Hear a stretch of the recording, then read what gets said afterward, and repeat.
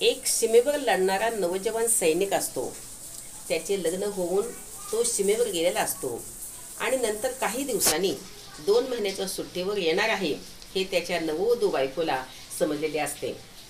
तेव्हा ती नवरा घरी आल्यावर हसीखुशीच्या व मौज मजेच्या गोष्टीचा आनंद मनात धरून ठेवते. तिचा नवरा सुट्टीवर घरी येऊन त्याला 9-10 दिवस झालेले असतात. एवढ्यात त्या सैनिकाला तार येते की तुम्ही ताबडतोब सीमेवर हजर राहा. दुसरे दिवशी तो सैनिक आपले जे काही सामान आहे ते सर्व घेऊन जेथे सीमेवर जाणारी बोट थांबते त्या धक्क्यावर जवळच्या गावातीलही सैनिक हे आलेले असतात.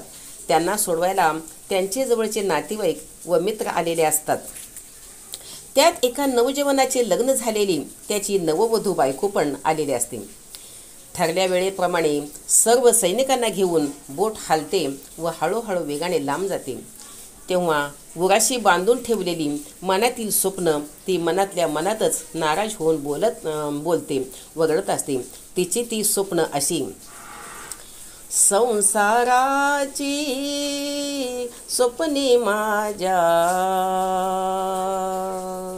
संसाराची स्वप्ने माझ्या, इथेच का रे विरघळणार, अशीच का रे विरघळणार. घरधणी गेला दर्या पार, घरधणी गेला दर्या पार. पलटण घेऊनी बोट चालली, पलटण घेऊनी बोट चालली. परतून राया कधी येणार, परतून राया कधी येणार. घरधणी गेला दर्या पार, घरधणी गेला दर्या पार. संसाराची स्वप्ने माझ्या,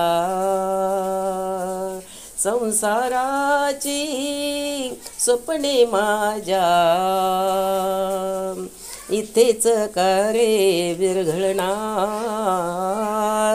अशीच का रे विरघळणार.